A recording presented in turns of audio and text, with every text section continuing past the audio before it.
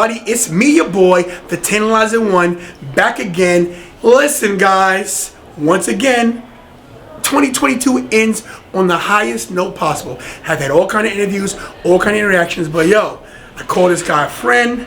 I call him a brother. You could even say I call him a oos. Ladies and gentlemen, the one and only Alpha Jr. from the biggest wrestling family in the history of pro wrestling, and that's a fact. My man. Tantalizing One. Yes, my friend. Thanks for having me. No, thanks for having me. I'm on your show. You're in my building. You're at the battlefield, but I'm on your show, so thanks for having me. Oh, well, thanks for having me in your building to be on my show. Oh, it's a pleasure. It's a pleasure. Greatness recognizes greatness. That's right. That's right. Speaking of greatness, you got the Battlefield Pro Wrestling School, the academy, the training facility, the performance center. Yes. I was getting there. See, I was doing that. I was leading up to it. Build up to it. Yeah. I know he knows what he's doing. I kind of know a little bit about this business, just a little bit. I don't know as much as you, and let's get into that. I just got to witness your training class. Yep. This is not just for the show. This is not shtick. Very impressed. I've been to a lot of schools over the past year. No disrespect to anybody I've trained with in New York. This is a school to come to, guys. Hey. And listen, my guys are going to be mad at me because, I'm from New York. I come from Hardcore Wrestling Alliance. I come from NYWC. Those are my people with great training. But this is the best one I've been to this year. I'm just going to say. Oh, man, that means a lot to me. Like I said, us at the battlefield, we just work hard. We're all about hard work. We're all about chasing dreams and achieving goals. And that's what we do here, Yeah, now, you just had a match this past Saturday. That's right. At the ECW Arena. That's right. And now we're taping this on Tuesday. Yep. So 3 days later, That's 2 days later, basically, you're here teaching class. Yep. And I see your family here, your kids Families are here. Kids here, yep. So you're not even... The Philadelphia Playboy was in there tonight. I saw the Philadelphia Playboy. Very impressive, by the way. That's you got some impressive students. And even the students that are new, I was very impressed with them. Especially the young lady, the one with the asthma issue. Yes, Nayada. Now look, the reason why I said this is because I know some people that have some health issues. Listen, Alpha works around that. If you have asthma, he doesn't work you to death. He doesn't push you. He pushes you as far as he knows you can go. And trust me, he's hard, but he's fair. Trust me. Right. Now, today you didn't see me get in the ring, but somewhere down the road, you'll see me in Alpha in there. I'll let him know what I know. He'll teach me a few things because I learned something today. That's right. So let me tell you what I learned. So I'm a trained professional wrestler, just like you. Okay. Not as good as you. But on the standing switch, I learned something today. Yeah. I mean, I know you put your hand on the inside of the thigh. Just giving little things away, guys. Little tease. But I saw something that you did that's different than other people when you step around. So my point is this. It doesn't matter what age you are. I'm 54. I learned something new about wrestling today, and that's the whole point of being in the business. You never stop learning. Right. Now, my question to you is: now you could be working over the countryside. Now you could be wrestling anywhere. I've seen you wrestle all over the country, that's right, and overseas as well. So, what made you want to do this? Oh well, so we got to go all the way back to 1998. Let's go. Let's go all the way back to 1998. I'm a 13-year-old kid. My father was organized a tour in Austria. Who was your father? Just so you know. The Wild Samoan, WWE Hall of Famer. Yes. The leader of the bloodline. Yes. The OG. So we're overseas. This is in the summer of my 7th grade year, in between 7th and 8th grade. So we're overseas, about 3 weeks. We're there. We're doing all the publicity, the radios, the news, all the interviews. We're papering the town. We're doing our promotion so that we could have a successful tour. I lived with my dad all summer for the summers as a kid. So I was there with him, and I have to do all this tour. And I met this guy. His name is Chris, the Bambi Killer. He's a very big star currently, still in Europe. He's wrestled in Japan, Egypt, Africa, all over the place. So he was, I want to say he was like 17 or so, and I was 13, and he spoke a little bit of English. So here I am with this kid, and we hit it off. So I'm hanging out with him all week, 2-3 weeks, and I go up to my dad. I was like, Dad, I'm bigger than all the guys on the show. At 13, So I was like, Dad, I have to wrestle. Let me wrestle. I already know how to bump. I could do all this stuff. I know enough to get through a match. And my dad was adamant. He says, no, you can't do it. You have to train. You have to train. So I was just like, Dad, please, come on. I know how to bump. I've been in the ring. I was born in the ring. He goes, no, you have to train. I was like, I'll train as soon as we get back to the States. He says, no, you have to train. If you want to do a match, you have to train. I was like, whatever it takes, Dad. So he goes, okay. I was like, okay. And my dad goes, call your brothers. So here I call my brother Samu, my brother Lloyd. We're at the top, like in the penthouse of this hotel in the middle of Austria. There's no air conditioning, it's hot as hell. And my dad calls my brothers up, and there was my training. My dad said, your brother wants to learn how to wrestle? Move the furniture. So we moved all the furniture out of the room on the floor, all the beds, we pushed all the couches out, we made room, and then I learned how to bump. On a hotel floor at 13 years old in Austria, and there's no air condition. I don't even think they had ice. Like it was one of the hottest places ever. And my brothers, the head shrinkers, they were kicking my ass for hours. So after the first day, I went back to my dad and says, never mind. I'm going to stick to baseball. I'm going to stick to playing football. I'm just going to be a kid. My dad looked at me, right in my face. He goes, son, it's too late. And he wouldn't let me quit. Because you started. Because I started. So then the next day I went through it. Now I'm taking backdrops and hip tosses on the floor from the head shrinkers. And then to them, I was the annoying little brother. They could never touch me. But now they finally could. And they beat the crap out of me for those 3 days. And when I finally got in the ring, it was probably the worst match of my career, but it was the most memorable because I earned it, you know? And then that's how I started. Earned your stripes. That's right. That must have been tough. It must be tough. I don't have this problem because I'm the oldest brother, but it must be tough living up to just your family name alone. Like, absolutely. The minute you walk into a building, and especially now, it's tough. You know, you got Roman as a family member, and he's the number one dog in the game. Yeah, that's you know right. what anybody else tells you, whatever else company you work for, that guy's number one in the world right now. Without a doubt. How is it living? You're not in his shadow because you got your own path. Right. I hate that term, oh, you live in somebody's shadow. But what's it like trying to live up to the legacy of your family? Because your family name is legendary. So I don't necessarily look at it as I have to live up to the legacy of the family name. I look at it as I have to create my own road to this legacy. We all have our strengths. We all have our weaknesses. Roman, he's made it to the top of the game in the WWE. I've made it to the top of the game without them. I stayed relevant for the last 25 years without them. I am about to be, and I'm saying this, prophetically, I'm about to be an award-winning Broadway choreographer. Mm-hmm. You know what I'm saying? Yeah. That doesn't happen if I'm in the WWE.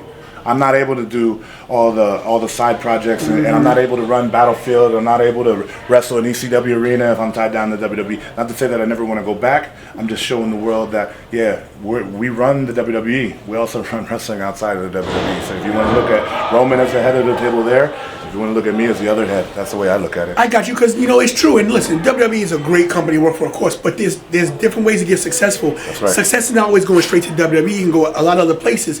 Not to bring her name in here, but Mandy Rose is another person who is doing something different with her talent. She's making more money than she's making there. So I get your point saying that, as good as a company they are, you worked for them before, and I know they treat you well, and you were professional and everything. That's right. But that's very, very, what's the word I'm looking for? It's not just gutsy. It shows that you have heart, that you know yourself, and that as great as a company as they are, you know what you have inside and that you can make it without them. I just know my worth. I know what I have to offer, and now I'm finally in the game to give back. So before, like the first 24 years of my career, because I'm on year 25, so the first 24, I was very selfish. It was all about me and me just striving for greatness. You know what I'm saying? And now it's about giving back and taking as many people with me along the way. And look, that's a perfect segue. He's taking me under his wing. Now, I'm older than you. I'm 54. Yeah. Right? So I'm old, but he's taking me under his wing in aspects of making me part of BPW, which is, I appreciate. Not every organization does this. Not every organization lets somebody, some dude off of YouTube just walk in. But the reason why he does this, we go back about 10 years now. That's right. WrestleMania San Francisco. Yeah. So that's maybe 8-9 years. Whatever the case is, I like to embellish because 10 sounds better. But we go back a long way. And I haven't had a channel back then. He said, anytime you want me on the show, I'll come on. I didn't do it then because I wasn't ready. Because it wasn't my time. And now I'm killing the game. And let me tell you why I'm killing the game right now. When I walk into a building, people know me. You know why? This is true. It's because of a few people. He's one of them. This guy puts me over. He says, yo, man, Tan Tony. When I came into the building, he went to the students. He stopped them trading. Hey, Tan Tony's here. Give him whatever he wants. Not everybody does that. I'm just some dude that he met in the airport 8, 9 years ago, and this is the kind of man he is. You know, he's here with his family. His kids are behind the camera right there, and I know what kind of heart you have. You know, we haven't had a chance to really talk and hang out like I would like to because you're busy, and, you know, I'm busy. But the point is, I'm trying to say to you is that not a lot of people give back like you're giving back. I want to say thank you for them and for me because that's awesome.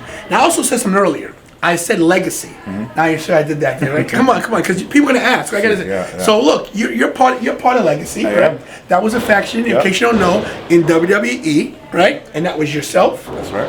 Randy Orton. Who else was in that? Cody Rhodes. Cody Rhodes and and DiBiase. And DiBiase, right? Junior, not the $1 Million Man, his son. What was it like?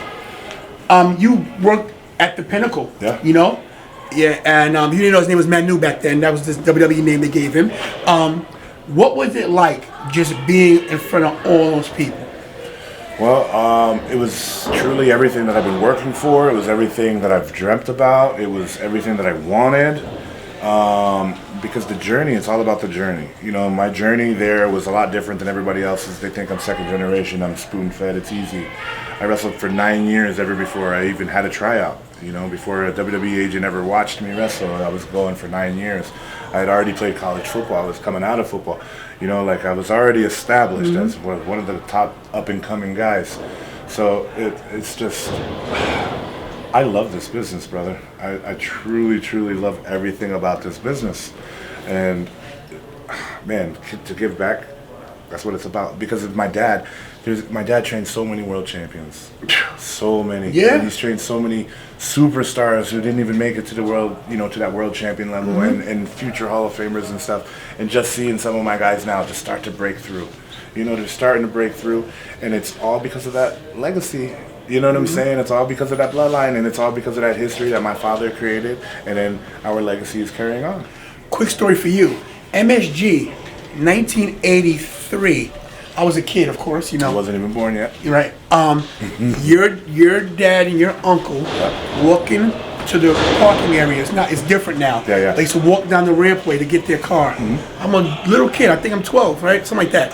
And he goes to me. I go. I love you guys. They're total characters. You know, back then, kayfabe's a big deal. So I mean, it still is now, but. We're pulling back the curtain a little bit, guys. They give me the growl, like they can't talk to me. And they waited till nobody was watching, right? I was with my uncle who passed away, who got me into wrestling. They waited until all the people went away. They said, hey, come in. Thank you so much. And gave me a hug. No lie. That is huge because you know how it is. You just had a match. For sure. You gotta get out of there. They stopped. They waited for 10 minutes until people were gone in their car to hug me. Hey, big be deal. that way. Yeah, it'd be that way sometimes, because sometimes we're in a rush. Sometimes people be coming up to us in inconvenient times. Yeah, of course. You know what I mean? But at the end of the day, if you do it in a respectful way, well, you know, for the most part, most of us were respectful back. Yeah, you say most of you. Most of us. Yeah, I would say 98%. There's a few people I don't want to mention on the show that dumb me dirty. Most of us, but you know who the bad eggs are. Let's get you out of here. I want to ask you 2 more things to get you out of here, man. And thank you for this. This is my longest interview so far, guys. You guys know I've had Alex Riley, I've had Aiden English, Shaw Guerrero, I've had Mark Henry, and I've had I've had family members there. But we've been waiting for this one, though. This is the one I've been waiting for. And I waited to the end of the year because it's going to be the end of the year special. Just for this guy here. Your kids, they're here. Yes. So are they going to be wrestlers? They say no, but I'm going to say I was once them, and I at one time said no. So I'm going to say, yeah, I think they're both going to be future world champions of this game. There you go. I like that. You know? Now, let's talk about the school real quick. All right? And this is what I want to know from me personally. So now, I've done my thing. I've traveled across the country. I was former light heavyweight champion USCW back in 1997-98. Hey, okay. Yeah, man, I did my thing. And so say if I wanted to come to the school, right? And retrain, because there's some things I forgot. I got 20 years of ring wrestling. How do I go about joining your school? Okay, so we have a funnel. So you would go through our website. You'd fill out the assessment. I could get you the links and all that stuff. I got you, bro. Yeah, so you would fill out the assessment. The assessment would then go to our office. Our office would then respond to you, probably most likely via text, and they'd set up a tour. After you tour, you come by, you check out the camp. You're invited to sit in on the class, and you get one-on-one time with me right before camp. After that, It doesn't take much time for them to sign up. After they come in the doors and they see what we offer, and because chances are guys have been around, like you said, if you're retraining, you know what you came from. Oh yeah. So when you walk into the Taj Mahal of wrestling, it's pretty hard to walk away and say no thanks. I'm going to go somewhere else. No, I know. I love the building. It's evolved since the last time I was here. Absolutely. It's evolved. You got state of art equipment. You got state of art ring. What size is your ring? We have an 18. Oh man. Well, we have two 18s. We have two 18-footers and we have a 20-footer. So wow, that's a big deal. You got to learn a little different in a 20-foot ring. Oh, yeah. It's a little different. Well, that's a WWE size. Yeah. So we break that out when you guys getting ready to go on tryouts and stuff. Nice. So you also train referees. That's right. Managers, commentary, bookers, promoters, everything. Do you have creative? Do you have a promo class? Do you do promos? We do promos. Yes. Now, do you do your promos? You're in charge of that as well? Yep. Everything is everything is through the group. We have a group page where we also do virtual training. Oh. So which is great. Yeah. So on top of excuse me. You're fine. So on top of the physical work, we also do like how to get bookings, the right way to present yourself to promoters, right way to handle yourself on social media. We monitor all that stuff here in camp. So it's like you shouldn't see too many of my wrestlers, and if you do see any of my wrestlers, ranting or bitching on social media and stuff like that, you only see it once, because it's a learning experience, and you learn and you grow.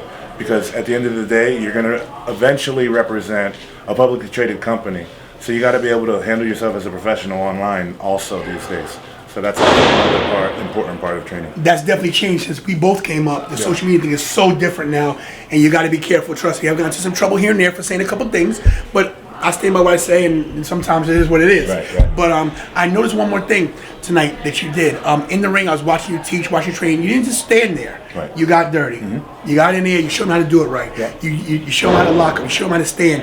You had a big guy there. He's freaking what? How tall is that dude? He's like 7 foot. The guy's huge. The guy's a monster. And you told me, hey man, you got to stop bringing yourself down to their level. Make them come to you. Make them come to you. You had, and this is a guy who probably could kick my butt. He's fresh out of the army. Yeah.